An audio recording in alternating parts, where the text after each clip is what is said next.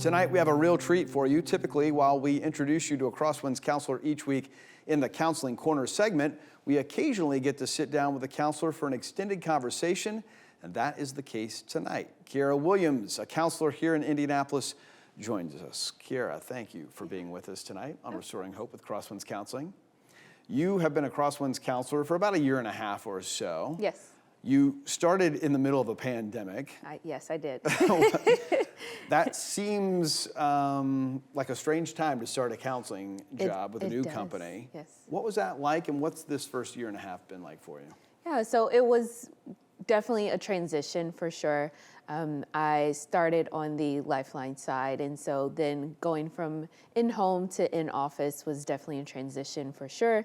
And then with going into the office, it was really hard at first because, you know, during the first part of the pandemic, we had the mask on, and so talking with the mask on was really challenging, and making sure that we wiped the room down and everything like that afterwards was also a big hurdle. But after a while, you get used to it. And even now, it still is a challenge at times, but virtual has been a really big help. So it's been great to do virtual. In general, give me a sense of the kinds of things that you've been working with as you meet with people and you help them through what they're going through. What types of things are you most seeing, influenced by the pandemic or not? What are you generally diving into?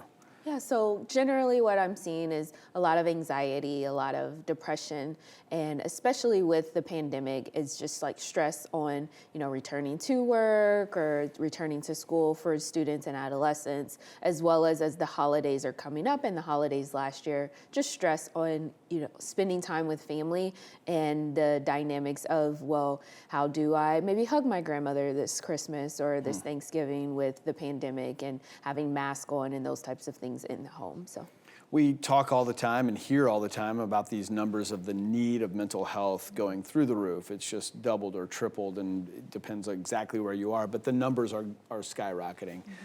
As a counselor, have you seen that? Have you seen more people in need? Have you seen a deeper level of need here over this past year or so?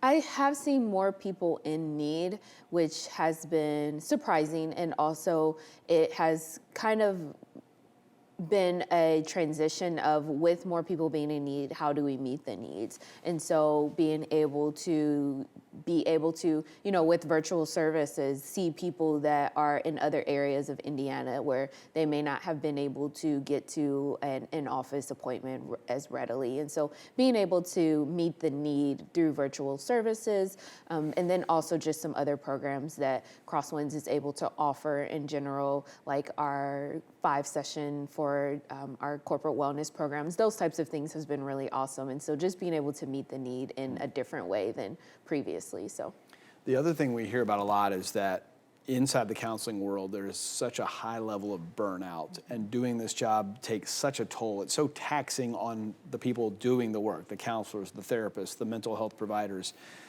Being in the middle of that, how do you make sure that you stay charged up, that your bucket is full so that then you can pour into others?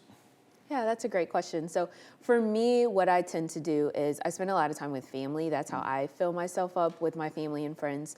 And then something else I do is I will go and like visit friends who may not be in the state, and just self-care things. So painting is something I really enjoy to do in my free time, or listening to music or cooking, those types of things. So I just try to make sure that I spend time with people outside of work. And then when I am spending time with people outside of work, I'm not talking about work, because as much as I love my job, I have to make sure I'm separating so that I don't get burnt out. So. Right, that is healthy probably for all of us to do. Yes.